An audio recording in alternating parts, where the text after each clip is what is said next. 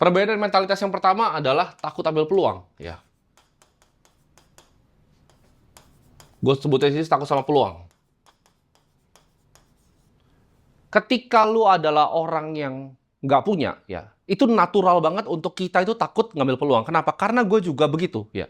Zaman dulu ketika gue mulai usaha, gue tuh mikir ini kalau gue bangkrut, gue mampus, nyokap gue nggak bisa makan. Dan gue yakin kalian banyak yang pikir seperti itu. Makanya kan ada kata-kata kalau anak orang kaya itu privilege, ya. Karena ketika mereka gagal, mereka itu bisa ulang lagi. Sedangkan orang kayak kita nih, ya, orang kayak kita, ketika dulu gue gagal, gue bikin agency terus nggak bekerja, itu gue nggak bisa makan, gitu. Jadi nggak ada kata gagal. Otomatis dengan hidup yang seperti itu, kita didesain ya dari kecil sama orang tua kita sendiri untuk takut ambil peluang ya. Karena selalu dibilang oh bahwa uang tuh sedikit gitu. Uang tuh harus dihemat, jangan ambil resiko lah gitu. Sekolah yang baik, cari pekerjaan. Gue juga didoktrin dengan cara yang sama.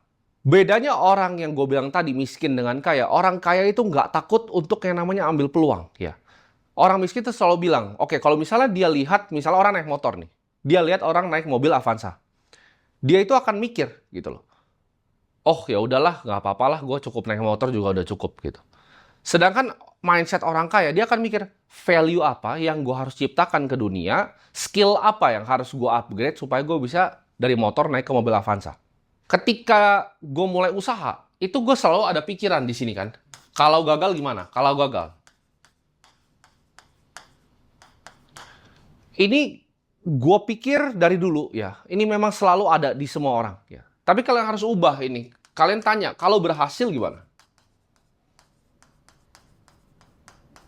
Jadi jangan cuma pikir kegagalan ya, tapi lu harus pikir kalau berhasil gimana. Karena sebenarnya secara logika, orang yang udah di bawah, itu orang yang paling bisa justru ngambil resiko. Kenapa? Karena lu udah nothing tulus gitu loh. Lu udah nggak punya apa-apa, might as well ambil resiko. Ketika gue dulu mikir bahwa gue pengen sesuatu, ini gue tuh nggak mampu, gue ubah mindsetnya. Gimana caranya gue create value ya untuk mendapatkan hal tersebut.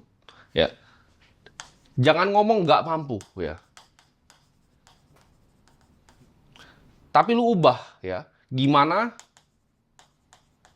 increase value atau skill ya. Karena ini penting ya. Ketika ada sedikit mindset shift di otak kalian, cara kalian bekerja, cara kalian melihat dunia itu akan beda. Dunia itu bekerja dengan probabilitas ya. Orang yang nggak ngerti cara dunia bekerja itu akan mikir kata-kata seperti hoki ya. Hoki itu adalah penjelasan akan cause and effect yang kalian tidak mengerti terhadap dunia.